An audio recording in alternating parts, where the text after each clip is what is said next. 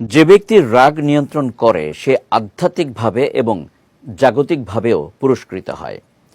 হযরত মুহাম্মদ সাল্লাল্লাহু আলাইহি ওয়াসাল্লাম বলেছেন, যে ব্যক্তি নিজের ক্রোধ চরিতার্থ করার ক্ষমতা থাকা সত্ত্বেও তা সংবরণ করে, আল্লাহ তাকে কিয়ামতের দিন সমগ্র সৃষ্টির সামনে ডেকে আনবেন এবং জান্নাতের যে কোনো হুর নিজের ইচ্ছে মতো বেছে নেয়ার অধিকার দান করবেন।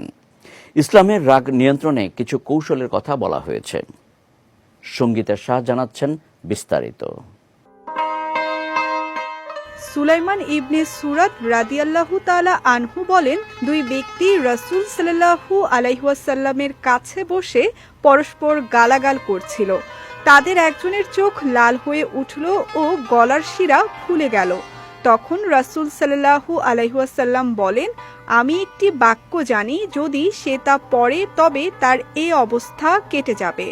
সে বাক্যটি হলো, আউযুবিল্লাহি মিনাশ শাইতানির রাজিম। বাংলা অর্থ, আমি আল্লাহর কাছে অভিশপ্ত শয়তান থেকে আশ্রয় প্রার্থনা করছি।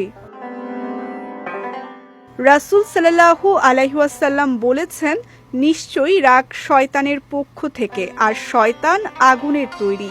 নিশ্চয়ই পানির দ্বারা আগুন নির্বাপিত হয়, সুতরাং তোমাদের কেউ যখন রাগান্বিত হয় সে যেন তখন ওযু করে।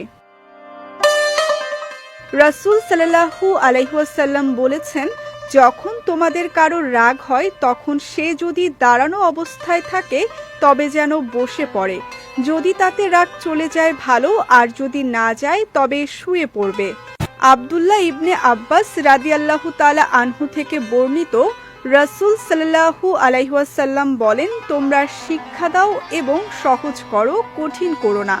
যখন তুমি রাগান্বিত হও তখন চুপ থাকো, যখন তুমি রাগান্বিত হও তখন চুপ থাকো, যখন তুমি রাগান্বিত হও তখন চুপ থাকো। মহান আল্লাহ তাআলা আমাদের সবাইকে রাগ সংবরণ করার তৌফিক দান করুন, আমিন। সঙ্গীতা শাহ, বিজয় টিভি, নিউজ ডেস্ক।